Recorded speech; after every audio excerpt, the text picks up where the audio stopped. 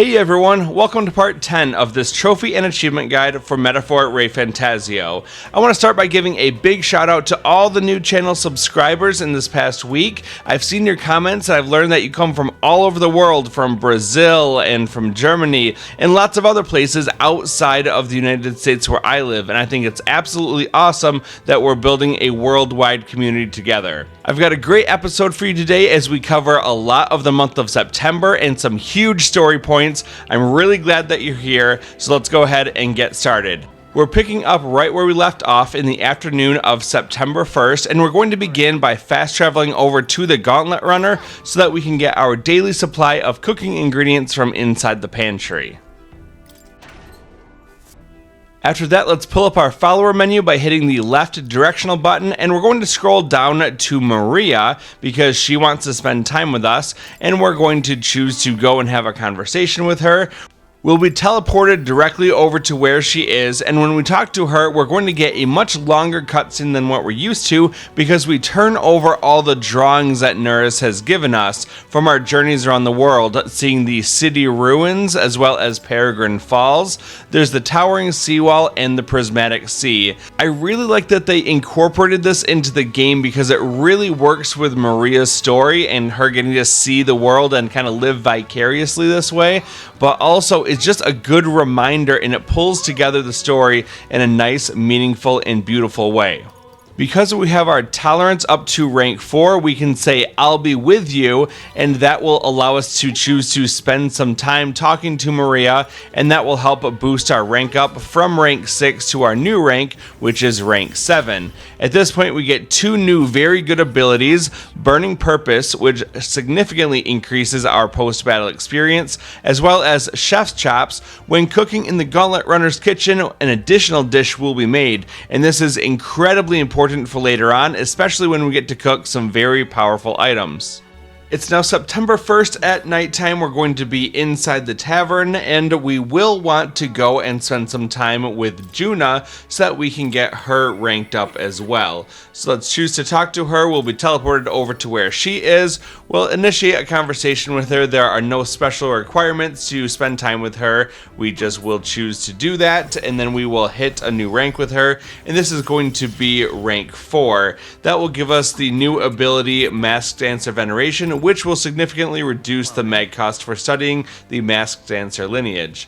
Now it's going to be September 2nd in the afternoon. We're going to fast travel over to the Gauntlet Runner to get our daily supply of cooking ingredients from inside the pantry. And now we're going to choose to spend some time with Eupha so that we can also get her up to rank 4. So go ahead, choose to have a conversation with her, teleport over to where she is, initiate a conversation, choose to spend time with her, and you'll get your new rank. Thank you very much. Now that we are rank 4 with Eupha, we also get a significant cost reduction to studying the Summoner lineage. It's now the night of September 2nd, and we're going to take a moment to make sure that we get a trophy if we haven't gotten it already. We do see that Neuras wants to spend some time with us, and we'll do that in a moment. But first, if you haven't gotten the Chef in Training trophy or achievement yet by cooking with Maria, then you want to head over to the royal capital of Grand Trad and go over to the Hushed Honeybee Inn. At this point, given our high rank with Maria, if we choose to spend our evening cooking with Fabienne, there's a very good chance that Maria will join us and you'll get that trophy or achievement. I already got that trophy a while ago, so I don't need to do that, but what you should do is just to save the game here, cook with Fabienne, get the trophy, and then reload the save so that you can actually spend the night going and talking with Neuras so that we can rank up with him. So you do a little bit of save scumming there if you need to get that trophy, but once you get it, you want to actually spend your time talking to Neuras and getting that rank up. We're also going to turn in the relic that we collected earlier, and that's going to complete the quest called Relic Search Engineer's Destiny, and we then rank up with him to rank 5. 5, getting the Bombastic Bombardier ability to do even more damage at the beginning of battle when fighting on the Gauntlet Runner's deck, and we also reduce the mag cost of studying the Gunner lineage.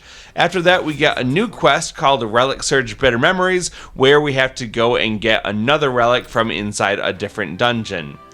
This will take us to the afternoon of September 3rd, and we get a notification that Maria wants to speak with us. So what we should do is head on over to the Gauntlet Runner, and we're going to get our cooking ingredients before going and spending time with Maria. This is also a good opportunity to buy some more of those white masks, and we can do that by traveling to Port Brylehaven's Seabreeze Street, and we want to go and talk to the Wary Shopkeep. Once we teleport over to Seabreeze Street, we're going to go forward along the path and then over toward the right side. This guy is going to sell us these white masks for 25,000 reeve apiece. I only have one fortune white mask, so I'm going to buy one of those. Next on the list is the strength white mask. I have 0 of these, so I'm going to buy one.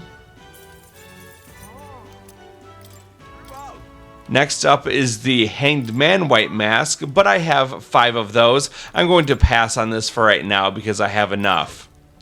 Now we're going to buy the Death white mask. I only have 1, so we'll purchase that.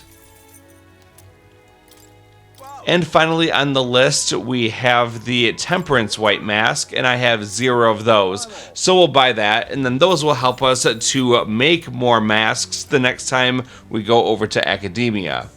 Now we're going to go down the path in front of us all the way down toward the north so that we can exit out into the Merchant's Bazaar. We want to go over and talk to the Water Merchant just on our left, and then we can choose the sell option to sell off any valuables we have. I've got about 16,000 reeves worth of valuables to sell. And now we're going to actually go and spend our time with Maria, and that is going to boost our rank up to rank 8, which is the maximum rank that we can get for a follower.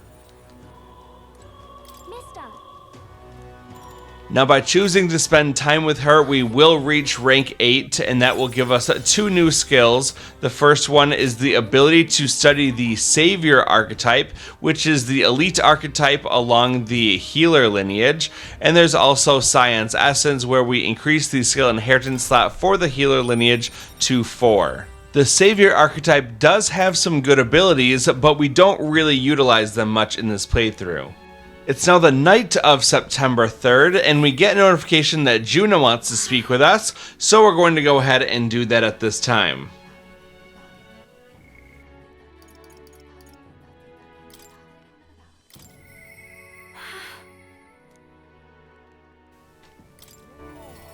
In order to actually spend time with her, we need to make sure that our imagination is up to rank 4, giving us the ability to choose the option, "The future is what you make it." Once we select that option, we're able to continue on with the choice to spend the night with her. We'll go through more of her personal story, and we'll get up to our next rank. And this is going to be Junah rank 5, and we do get another skill inheritance slot for the Masked Dancer lineage. It's now the afternoon of September 4th, and we get a notification that Eupha wants to spend time with us, but we're not going to do that. Instead, we're going to fast travel over to the Gauntlet Runner so that we can get our daily supply of cooking ingredients from inside of the pantry. After that, let's turn to the left and run into the strategy room so that we can interact with the round table. We'll choose the route to map option, and now we want to go to a new destination called the Gracia Forest. It's just a little bit toward the northwest. We're going to go ahead and select this location. We have a quest related to this area, and we'll be taking care of that when we go. It's 2 days away, which means that we've got plenty of time to do activities while on the Gauntlet Runner as we travel. As we start to move, we get a notification that Heismay wants to speak to us, and that's a good thing for us to do. So let's open up that follower menu, scroll down to Heismay, and select him so that we can be teleported over to where he is, and we'll choose to spend some time with him.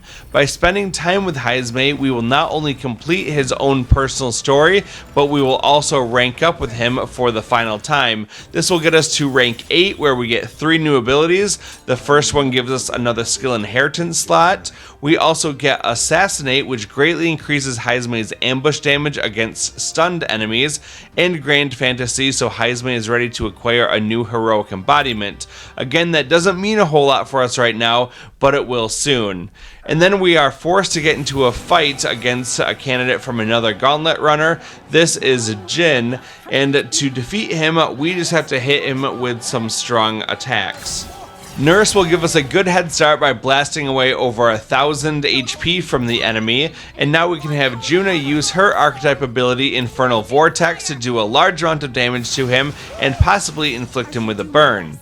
Then when it's Eupha's turn, we'll use the Synthesis ability Summon Dragon God, and that should bring him down to just a sliver of health, if not eliminate him entirely. He's got a little health left for me, so I'm just going to have our protagonist use Batra or really any of the other damaging spells that we have, but we know that fire damage is safe with him, so let's hit him with that, and that will end the fight. And there you go, another pretty easy fight. It was an unscathed triumph, giving us a bonus to our rewards, and we also get Junah's Masked Dancer to hit that master rank. This will give us the Crimson Flame ability as well as boost her magic by a permanent 3 points. It's now September 4th at nighttime, and we find ourselves inside the forest camp on the deck of the Gauntlet Runner. Let's go forward and interact with that campfire to get our cooking ingredient insect, and then we're going to go back inside the Gauntlet Runner so that we can do some more reading inside the study. There's one book that we have that we've started to read but we haven't finished yet, and that's called The Future of Magic. So go into the study, interact with the bookshelf, and choose The Future of Magic. Once we read that, we will get a boost to our wisdom stat, but we do have to answer one question correctly to get the best reward. So as you read it and you get prompted to give an answer, you want to choose option 3, We Have to Live and Fight On. Once you do that, you'll get the maximum reward, giving you 4 points toward the royal virtue of wisdom, and you're also going to get an additional 4 points because we've officially finished this book. It's now the afternoon of September 5th, and we get a notification that Junah wants to speak to us, but we have a couple errands to run before we do that. First off, because it's Idols Day, we can go into the toilet, and when we do that, then we'll get a permanent +1 to our luck stat. After that, we're going to go across the hall and get our daily supply of cooking ingredients. And speaking of cooking, let's go over into the kitchen so that we can interact with the cooking table. This is a good time to check to see if there's anything on the list that you haven't cooked yet that you can. Go ahead and do that if possible. There are 2 items, the Amber Stew and the Enchanted Pottage, that we can't cook yet because we don't have the ingredients, but we'll have access to them pretty soon. So after you're done cooking, if necessary, then go over and talk to Junah. You can either teleport directly to her or just run into the next room over because she's in the study. And then we're just going to have a conversation with her and spend our day talking to her. She's dealing with a lot of personal stuff right now, and like a good friend, we can help her through that. And when we do, then we will get a new rank with her. This is rank 6, giving us access to the elite archetype known as the Persona Master. This is the ultimate archetype along the Masked Dancer lineage, and it's found in the upper right corner of the archetype tree.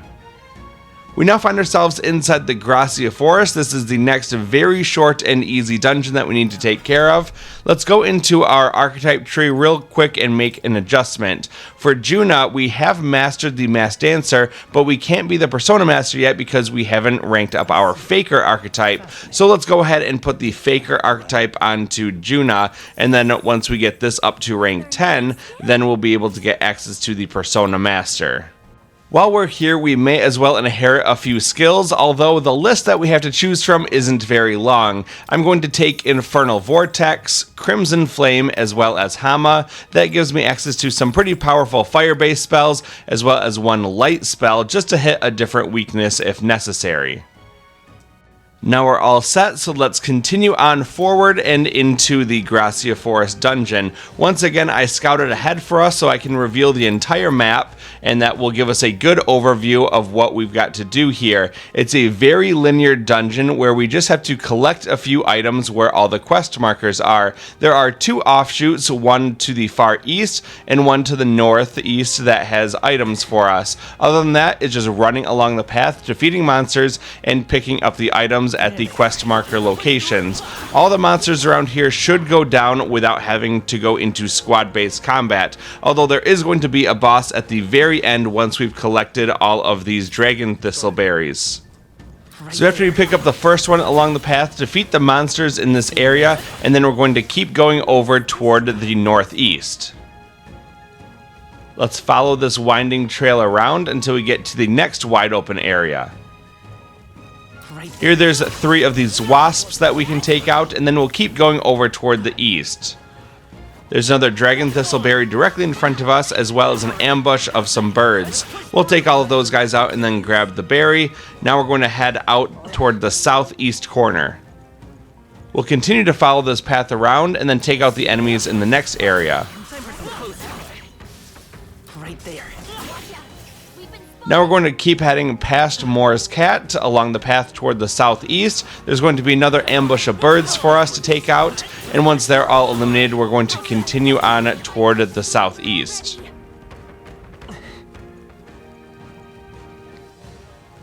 Let's follow the trail around, and there is a large Manjula enemy, but we can take him out without squad-based combat.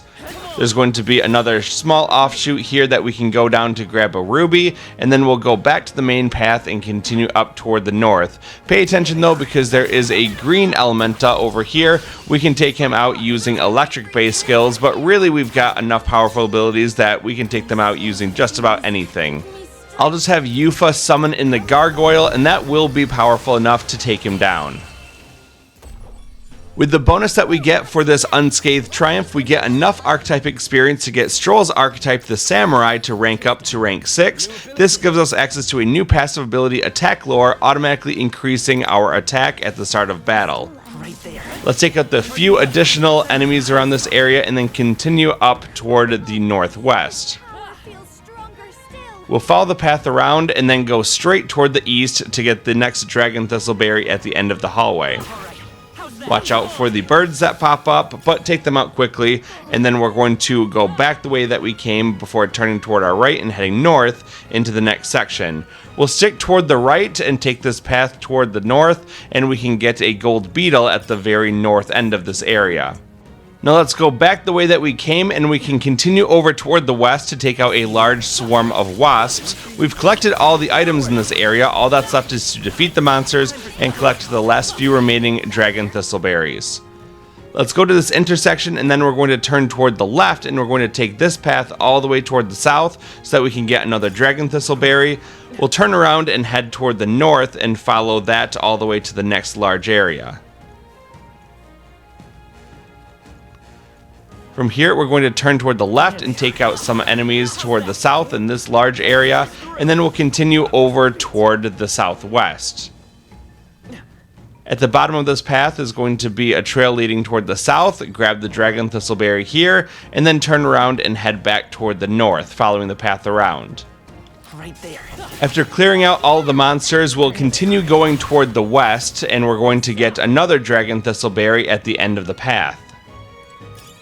Let's backtrack the way we came, and at the previous intersection that we came to, we'll turn toward the right and go south this time. There's a large group of enemies here. We're going to take them all out before proceeding over toward the west.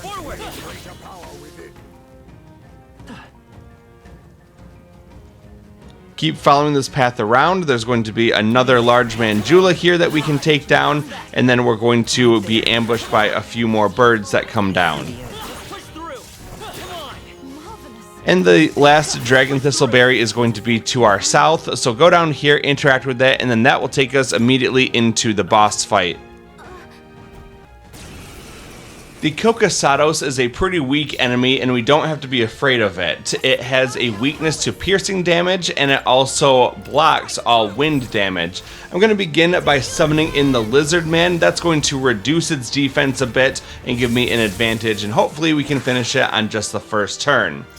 With our protagonist, we're going to pass this turn over to Junah. We've got a couple options here. We could either use Infernal Vortex to do medium fire damage and maybe burn him, or use Crimson Flame for heavy damage. Doesn't really matter which one you do, I'm just going with Infernal Vortex. With Hulkenberg, we can use her archetype ability, Mad Rush, to deal heavy physical pierce damage to him and also hit his weakness, and that will allow Eupha to come in again to summon the Gargoyle, and that will finish him off. And there you go, there's another boss defeated on just the first turn, which will give us another unscathed triumph, and the bonus to our archetype experience will allow Junah's Faker archetype to hit rank 3, which will teach it to Runda, allowing us to lower one enemy's attack for 3 turns. At that point, we're given the option to teleport back to the entrance to the dungeon, so let's go ahead and do that. And then we just have to run toward the camera to exit this area. There's going to be a lot of story stuff that happens at this point, and I'm just going to skip it all for spoiler reasons, but then we will find ourselves in the evening of September 6th. At this point, we're given an option for choosing to spend time with someone. Whoever you choose, you will get a special weapon for their natural archetype. So the choice is really yours for who you want to spend time with. If you like one of those particular archetypes, go ahead and choose that. I'm going to go ahead and choose to spend time with Gallica, and that gives us a new powerful weapon for the mage lineage. In this case, it's called the Whalebone Rod. Again, it doesn't matter who you choose, I just like mages and find them useful in overworld combat and dungeons. On the afternoon of September 7th, we're given the option to do some last minute shopping before we leave, but there's nothing that we need to get, so we're just going to fast travel over to the sandy coast. And as soon as we arrive, we'll have the option of going into the Gauntlet runner, so let's do that. After some more story stuff, we will be on the move to our next main destination in the story, but this gives us an opportunity to go over to the pantry to get some cooking ingredients, and after that we have a new book that we can read in the study, so let's go over there and interact with the bookshelf. Eupha added a new book to the list, but you have to scroll down to be able to see it. So go down until you see How to Walk Outside the Island, and then choose to read this book. Luckily for us, there are no questions or prompts that we need to give in this reading time. Simply by virtue of reading it, we get 6 more points toward our tolerance virtue. It's now the night of September 7th, and we're going to be on the deck of the Gauntlet Runner inside Cliffshade Camp. We want to go forward and interact with the campfire. Hopefully you're getting some blue cooking insects here for those Luma bees. At this point, they're much more valuable than the Dream Eater moths, which appear as red insects. Then we're going to go back down inside the Gauntlet Runner, and we're going to return to the study to keep reading the How to Walk Outside the Island book. And once we do that, we're going to get 6 more points toward that Tolerance Royal Virtue.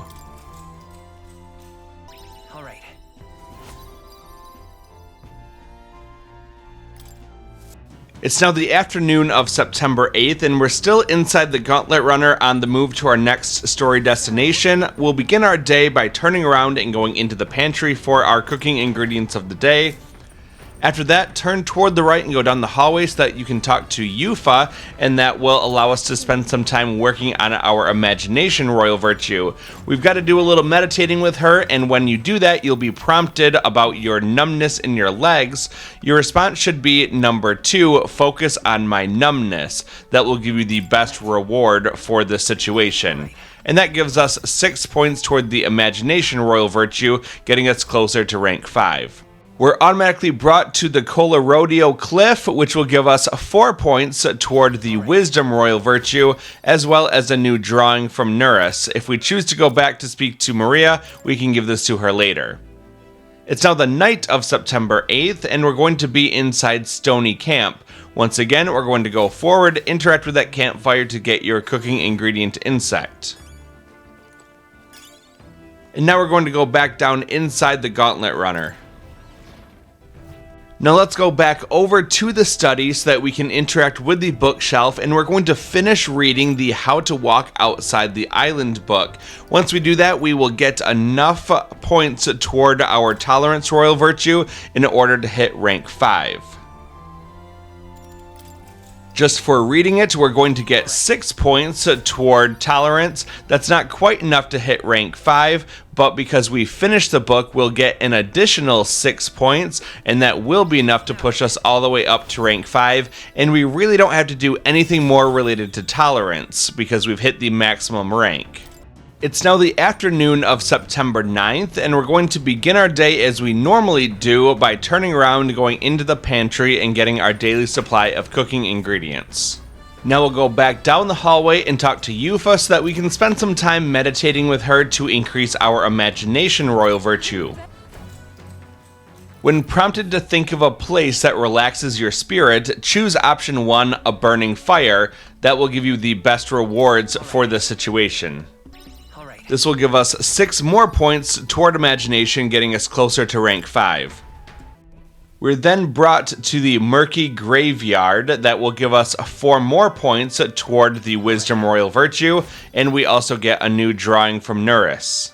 And then after some more cutscenes, we're going to be in our new destination, Altabury Heights, on the night of September 9th.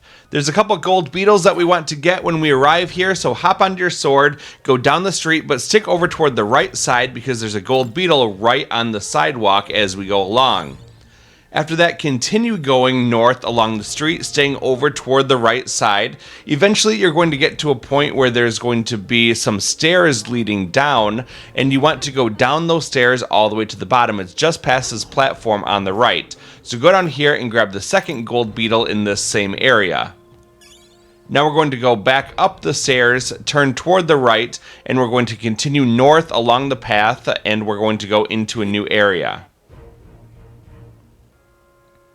From here, keep going forward and stick over toward the right-hand side. That will take you to some stairs leading down. We have to follow a very long path all the way toward the bottom. We're going to go up past the cave entrance on our right, so ignore that for now. Keep going until you get to the magic shop, and we're going to go into White Peak's magic shop. If you go immediately toward the camera, there's going to be a pot that has these gold sparkles around it. Interact with that to get another gold beetle. And then go ahead and leave the magic shop. We're going to backtrack the way we came by hopping on our sword and going all the way back up those stairs. Once you get up to the top, cross the street over toward the left, and then you want to go into this archway so that you can get another gold beetle next to the pillar. And then we're going to keep going over toward the north. We're going to cross this bridge, and then we're going to go over toward the left side a little bit to go up some more stairs. This will take us into a new area. What you want to do is to go up the stairs in front of you, and then you need to go all the way across the plaza, and then turn over toward the right to go up some more stairs. That will take you into another area. We'll continue along the path and go all the way up this set of stairs. And then stick over toward the right side a little bit as we travel straight toward the east. You need to go all the way to the end of this area, to the very end of the bridge that leads to nowhere. And when you get over here, there's going to be another gold beetle on the left side. That's going to be the final gold beetle of Altabury Heights. Now we can continue on with the story. We're just going to turn around and head back toward the west to get to the main plaza area.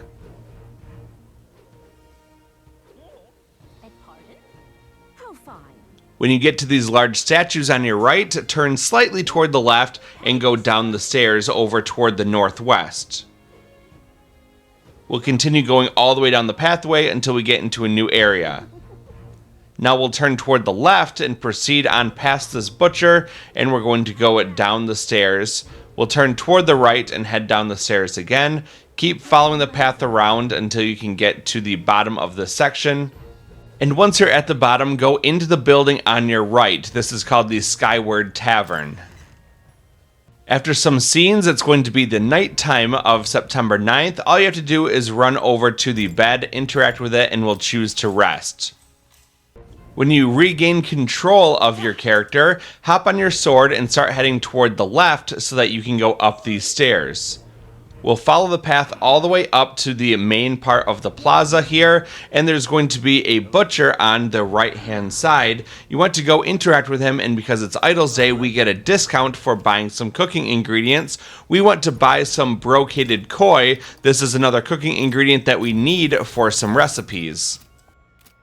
Now we're going to go over toward the north, past the water merchant. We don't need to buy anything. And we're going to go up the nearby stairs to go into a new area. We'll follow the path around and go up the stairs, and that will take us into the large plaza outside of the Opera House. What we want to do is to go over to the boxes on the left side. That's going to give us a couple prompts where the game makes super duper sure that we're ready to go in, but we are, so we'll say, I'm ready to go. A lot of story stuff will happen, and we'll be inside the Montario Opera House. We'll go forward just a bit before turning left and then proceeding north along the western hallway. We want to go all the way down to the next long red carpet where we can turn toward the right and then get a scene. After that, we're going to go forward just a little bit before turning left and going down the hallway toward the south. As we proceed along the hallway, there's going to be another path toward the left, and once we go through here, there are 3 lost items that appear as green dots. We want to pick up all of these. The first one is the leather string, and then we're going to keep going down the path. There's going to be another one right in the middle of the hallway. This is going to be a golden tooth. And then we'll turn toward the right to go down the hallway and get the final green item off the ground. This is called a silver necklace. After that, let's turn toward the right and go across the hallway. There's going to be someone sitting on the couch over here called Troubled Attendant, and when we speak to this person, we'll be able to give them the leather string that we picked up earlier. As a reward, we're going to get an Altabury cake. Now let's turn toward the right and we're going to go down this red carpet.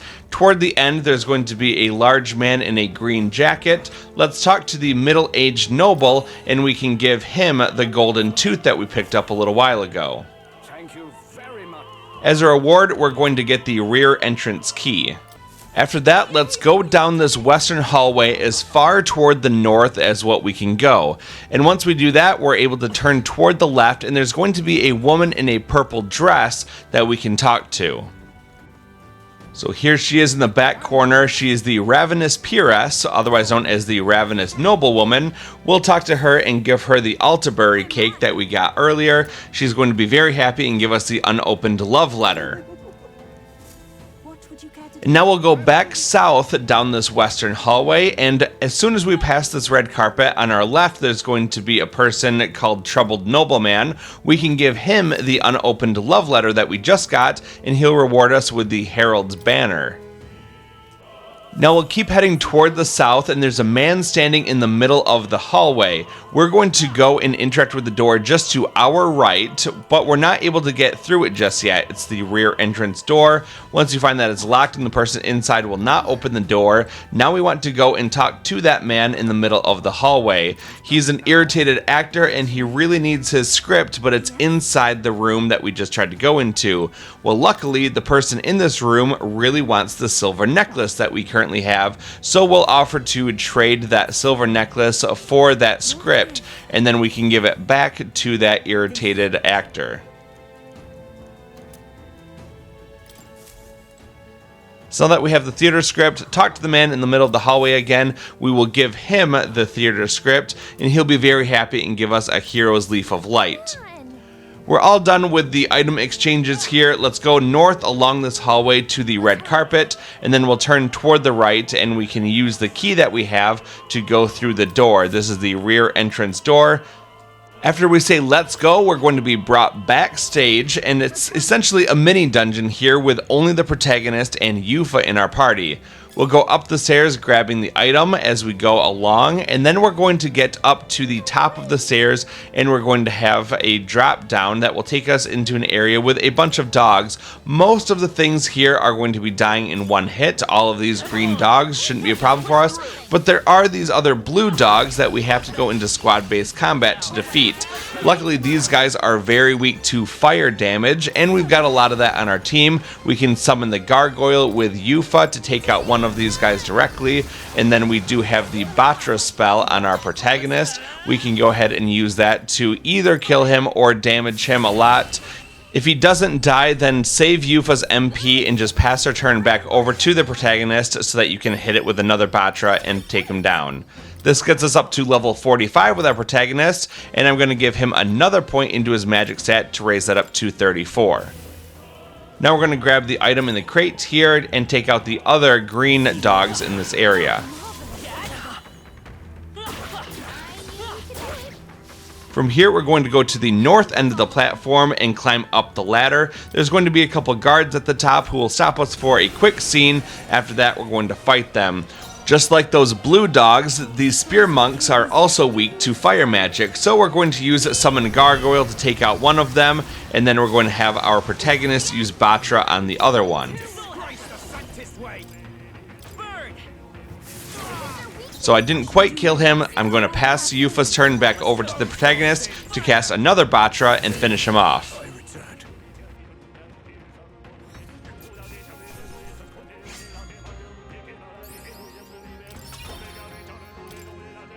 Let's keep heading over toward the left side of the screen where there's a treasure chest that we can open.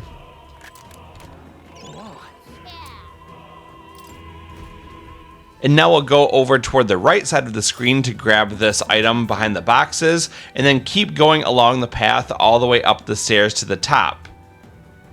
When we get to the top, there's going to be an option of which path to take. The first thing we want to do is to grab both items at the top, and then we're going to go along the path that has the dogs on it. This just gives us more opportunities to get some easy experience and some archetype experience. So let's go ahead and finish off these enemies really quickly as we proceed north along the hallway, and once everything's defeated, we're going to go up the ladder at the end. From here, let's keep looping around and go up the stairs. And then we're going to drop down to the next area where there are also some dogs. Immediately to our left is a treasure chest. We'll open that up. We've done it. Now we can eliminate all of the enemies on this lower level and get the item in the right corner. What a face. Right there. There are 3 sets of ladders in front of us, and they have different paths and different items up them. We're going to go to the ladder all the way on the left, and that will give us a treasure chest that we can open up. Nice. After that, let's go back down to the lower level. We'll go 2 ladders over, and we're going to climb up to get the item at the top. How nice. Now we're going to go back down and all the way over toward the rightmost ladder. This will give us another treasure chest after we defeat these 2 enemies.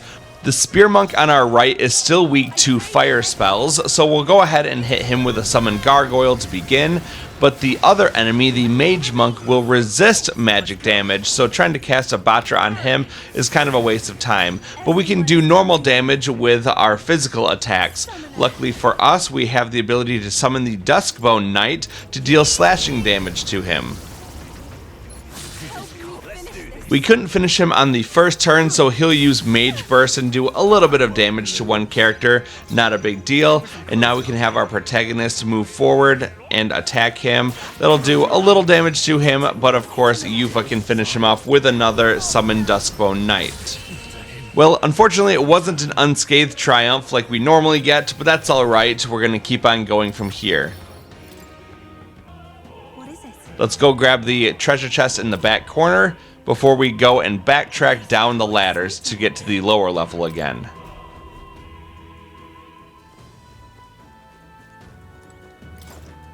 Let's go 2 ladders over toward the left, and we're going to climb both ladders. We'll go up one platform and then up another one, and at the top is going to be another item that we can get behind the boxes. Now let's go back down both levels until we get to the bottom floor again. We'll go over toward the right 1 ladder and then climb up 3 floors.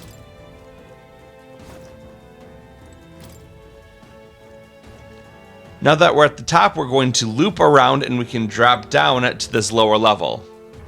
There's a bunch more dogs here, so let's take them all out. Some enemies are still around. Careful now. Right there. And then we're going to go to the north end of the room and climb up the ladder.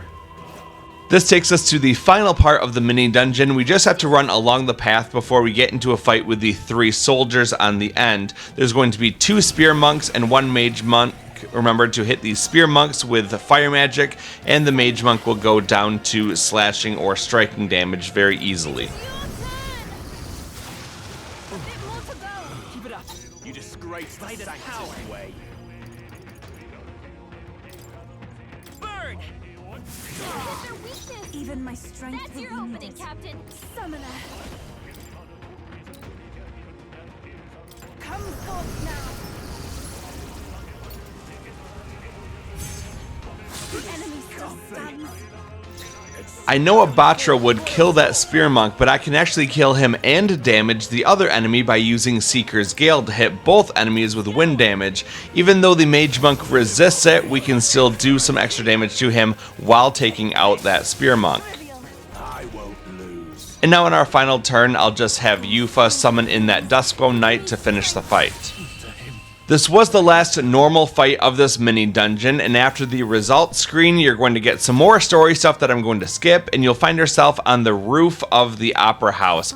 All you've got to do is to run forward and go around the building in front of you to the back side. That will kick off a large story sequence and a big cutscene. I'm going to skip that just for spoiler reasons. If you're sensitive to that, I would recommend that you would then pause the video about this time, and you can resume it after you get to the party selection screen.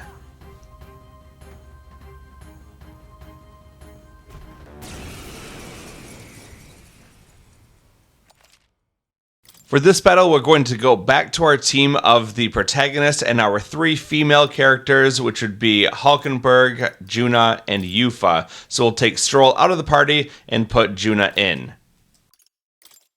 Luis may seem intimidating, but he starts the battle with only half health, which is good for us. We can then use the synthesis ability Summon Eagle Lion King to significantly reduce his attack for the next 3 turns. He'll get -3 stages to his attack, which is very good for our survivability.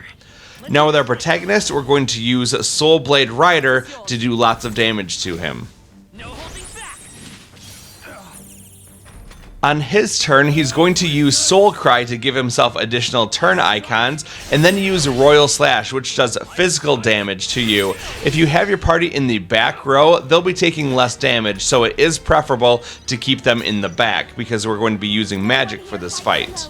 With Junah, we're going to use the synthesis ability Free Juggling. It's not going to do a lot of damage or anything, but it's just another usage of a synthesis ability as we tried to get 50 different ones used throughout the course of the playthrough. And now with Hulkenberg, we're going to use her synthesis ability, Blackguard's Hammer, to give him a weakness to dark damage. Once again, he's going to use Soul Cry to give himself turn icons and then attack our party. I strike. It looks like Luis's attack debuff is about to expire because it's flashing, so we want to reapply it and extend its duration by once again summoning the Eagle Lion King.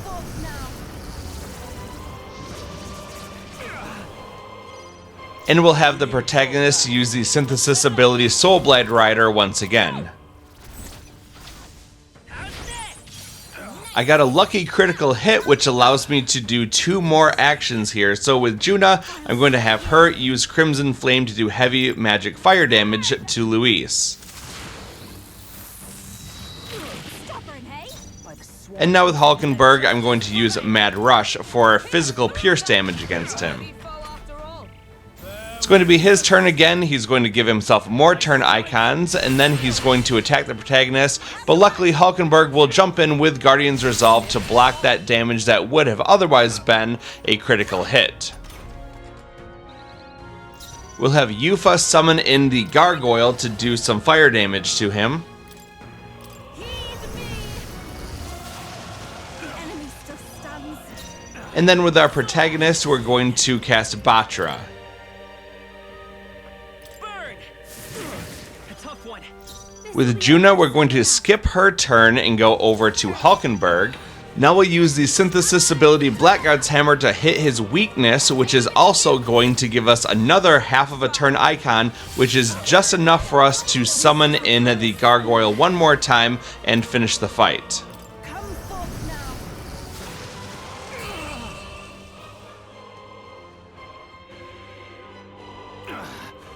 I underestimated you.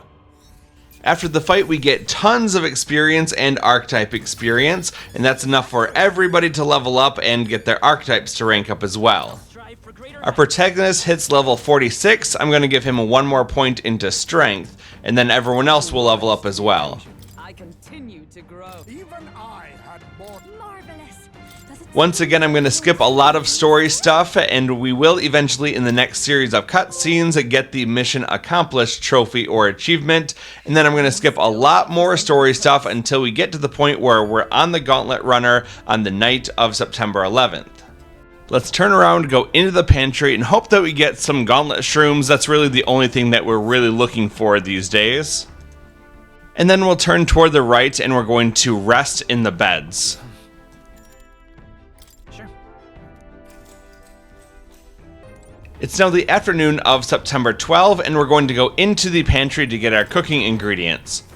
Now we have to prepare for battle, and to do that we're going to go into the archetype tree over to Hulkenberg. On her Dark Knight that she has equipped, we're going to inherit 4 skills. We're going to learn Batra, Metaline, Lucky Find, and Magic Circle. Let's back out of here and go over to the party menu so that we can adjust one person's formation. We're going to go down to Eupha. She's currently in the front row. I want to move her over to the back row so that everyone's in the back. Now let's turn left to go into the strategy room, and we can interact with the round table. If we use the route map option, we're able to see that there's a new location available to us way up toward the north. It's called the Royal Academy Ruins. So we're going to choose to go there. Once again, there's going to be a lot of story stuff that happens that I will be skipping all of, and we're going to find ourselves inside of a boss fight once we arrive. I would not say that this battle is particularly difficult, it just takes a long time and there's 2 phases to it. We're going to exploit his weakness to fire-based damage by having Eupha summon the Gargoyle to do some fire damage to it, and then it's going to be the protagonist's turn. I'm going to have him cast Batra. Now over to Junah, we're going to have her use Crimson Flame.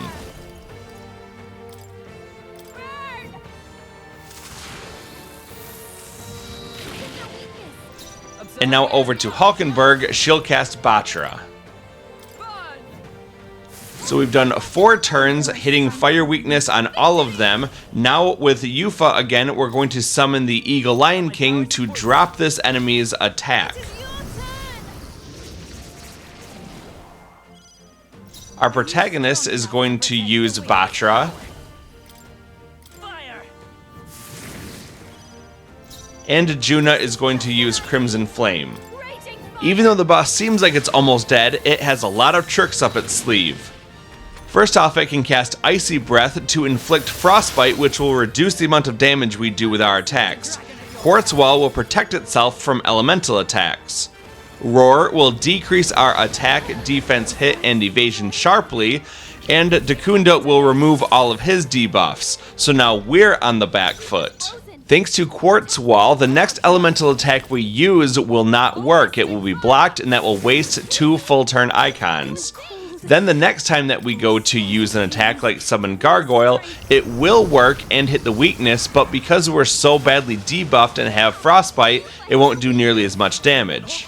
We can continue trying to hit its weakness to fire, and we will get those extra turn icons, but we also have lowered hit, so there's a good chance that we're just going to miss an attack as well, which could straight up end our turn.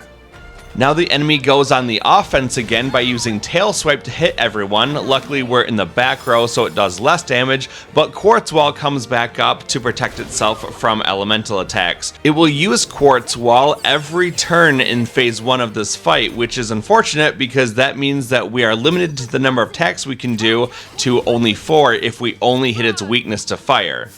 So here's on the blocked Batra. Now we're going to summon in the Gargoyle again. We can cast Batra with the protagonist. Fire!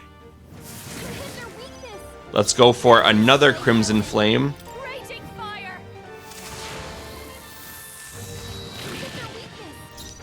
And another Batra from Hulkenberg. We want to get rid of this boss's health as quickly as possible, and it's a big bummer that I wasn't able to finish it on this turn thanks to that miss in a previous round. So because of that, we do have to extend this a little while longer, but when you do deplete his health all the way, then you will complete phase 1 and move into phase 2, which actually phase 2 is significantly easier. We took a fair amount of damage and also incurred some more status debuffs, so we're not looking so good, but luckily we are able to now push through the end of phase 1, and then that will give us the advantage going into phase 2. So let's go ahead and finish it with one more Batra, and then we're going to have the enemy actually get all of its health back, which is not so good, but at least going forward, we're not going to have any more of those quartz walls coming up, which means that we'll be able to hit him a lot more every single turn. And here, thanks to all of the debuffs that we have on us, I go for another Crimson Flame, but it misses, and that will mean that the enemy gets its turn once again.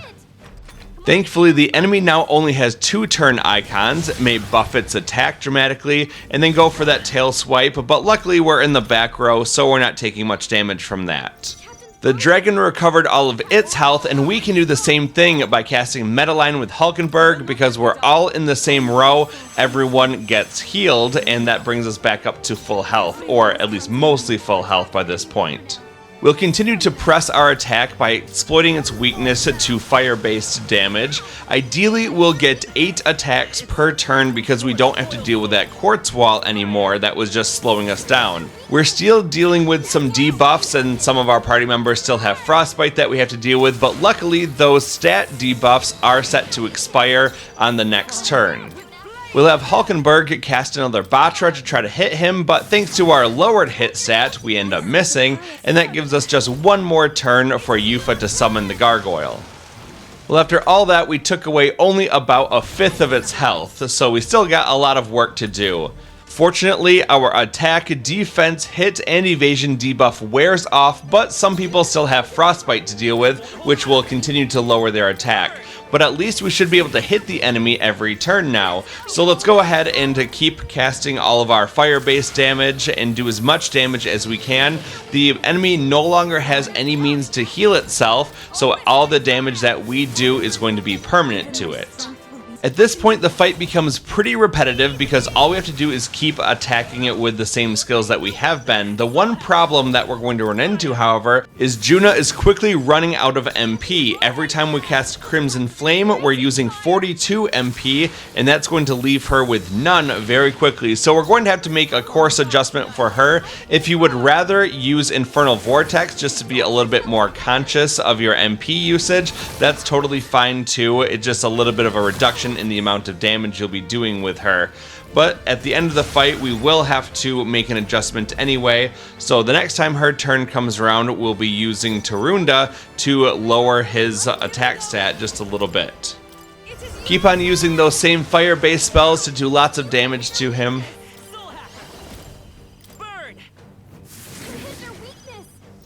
And then here's that chance where we can either use Secunda to lower his hit and evasion or Tarunda to lower his attack. I'm going to use that because that's going to be a little bit more beneficial to me, so I won't take quite as much damage. And then Hulkenberg will go back to casting Batra. Summon Gargoyle with Eupha. Vatra with the protagonist. Fire! And now I'm going to send Junah up to the front row so that she can do a melee attack. It's not going to do a lot, and you'll actually see the difference between the damage of a front row person and a back row person on its next turn. So Junah's going to take about 100 damage, and everyone else will take closer to 60 or 70 damage. After that massive beating, Junah's barely hanging on and would not survive another turn, but luckily the dragon won't survive another turn either because we can finish him off with another summoned gargoyle. I am bested. Once again, we get loads of rewards, and that is enough to get our protagonist up to level 47. I get 1 point to automatically put into strength, and I'm going to put the other one into magic. Hulkenberg's Dark Knight archetype also reached rank 8 and learns Flawless, a passive ability that automatically increases the wielder's attack, defense, hit, and evasion at the beginning of battle.